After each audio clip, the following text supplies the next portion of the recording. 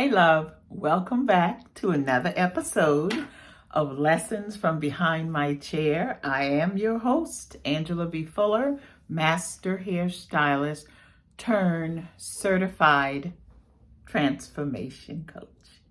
So today we have a juicy topic lined up for you. I'm excited about it because it's something that I experienced this very past week, and I want to get your perspective on it. But before we dive in, I got a pop question for you, and that question always leads into why I am doing this episode. Okay, so the question is, do you all remember there was a TV show called So You Think You Can Dance? So my question to you today is, so you think you know a thing? Do you really know a thing? Because this is what happened to me this past week.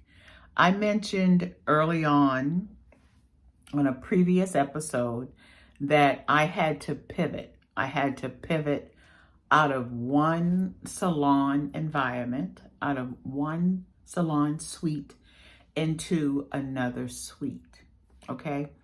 And in the previous salon, I had my salon and I also had my podcast studio. But I decided to pivot and move into a smaller square footage to operate my salon.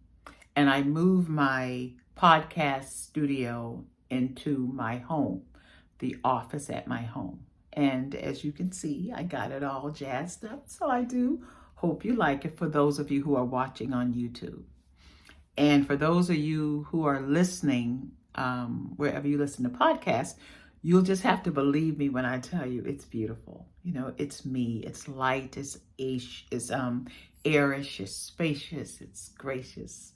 And it's a word that my daughter says it's not a word, and I call it malicious. Spacious, gracious, and malicious. But let's get back into the episode. And so I moved into like I said earlier, I moved into a new suite. And what I discovered, listen, I have been a cosmetologist, a master hairstylist for the past 33 years. And I know this business inside out. I know it with my eyes closed. I can cut a head of hair with my hands. I don't even need shears. That is just how well I know this business. But what I discovered this week, this was my first week moving into my new suite. And y'all, I'm going to tell you, I have got to be honest with you. I was thrown off my game. My rhythm was off. I didn't know where anything was. The conversations that I had with my clients just wasn't flowing right. And I had to pause and say, wait a minute, what is going on? Because I thought, regardless of the environment, I just knew I could have my rhythm, my flow, and keep it moving in the salon. But it took me twice as long to do a thing. It took me twice as long to warm up to clients that I have been servicing over the past 30 years. That's how good my retention is with my clients. But being in a new environment threw me off. It never occurred to me that how deeply our environment determines how we flow and how we go through life. And it just taught me that we've got to be very careful about where we placed ourselves. Because if you are in a negative environment, you're going to experience a negative flow. If you are in a positive environment, you're going to have a positive flow. If you are in a chaotic environment, what's going to happen? You are going to have a chaotic flow. So I had to compose myself. I had to remember, girl, you got this. You know what you are doing. And then not only that, I thought for me, it was a very humbling experience. And the sad part about it, I did not want to be transparent with my clients. I and because of that, because I was trying to hold it together, because I wanted to look as though I was flowing like I always flow, it made it even worse. By the time my first day at the end of the day was over, I was exhausted. I was exhausted to the point where I was pretty much, after I had closed shop and started to clean up, I had to sit down in that salon and collect myself so that I can collect my energy. And I said to myself, Angie, isn't it amazing how when even you know a thing, when you are taken out of that familiar environment, that it throws your whole game off. I had to realize that even when we know a thing, we still have to be conscious of our environment and how it shapes us. And we cannot be too hard on ourselves to always try and be perfect. And I think that was the main thing for me.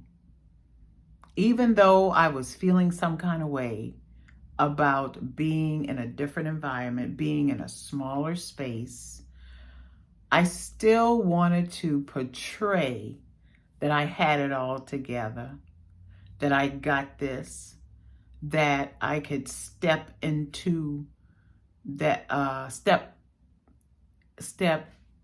behind my styling chair and still perform at my peak when I know I was dealing with some self-doubt, some imposter syndrome, some second guessing myself, and I was trying to operate as though I had it all together, as if I wasn't like someone else who's trying to regroup and do something different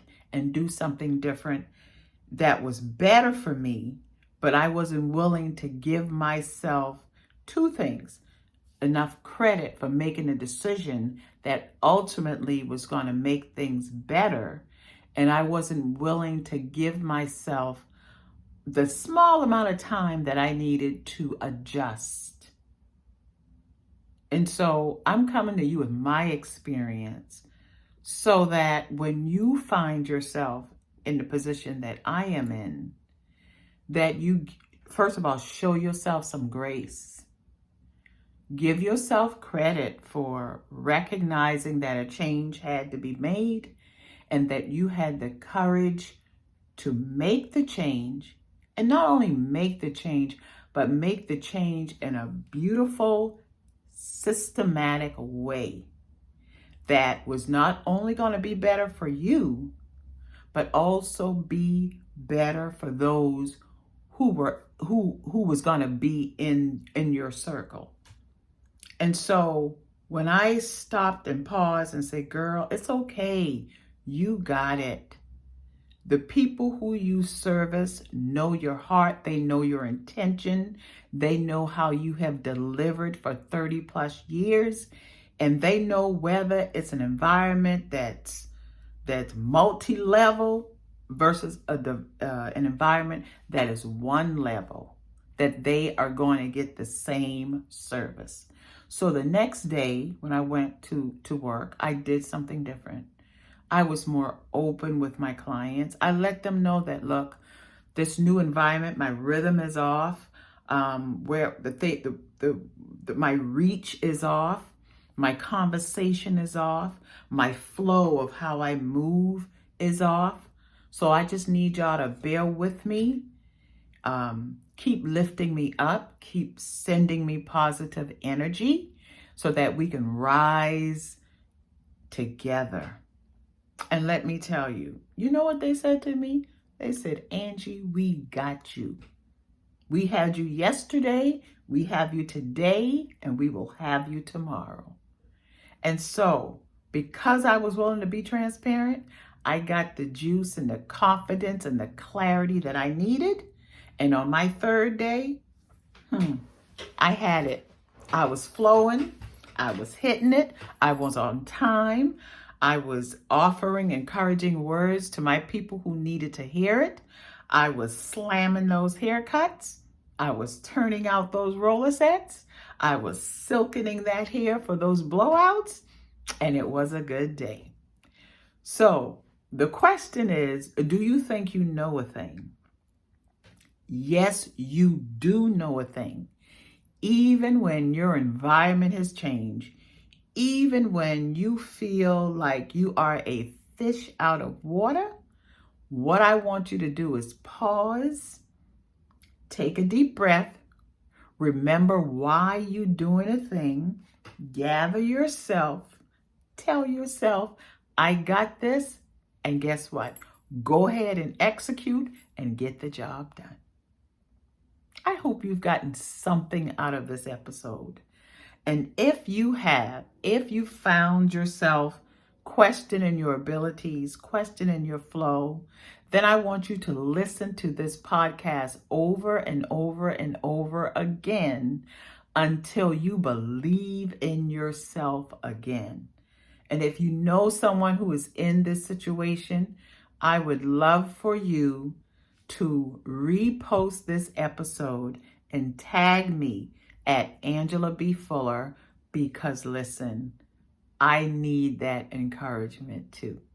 Okay? I'll talk with you later. As a matter of fact, I'll be talking with you next Sunday at 7 a.m. when the next episode drops of Lessons from Behind My Chair. Okay? Bye. Mwah.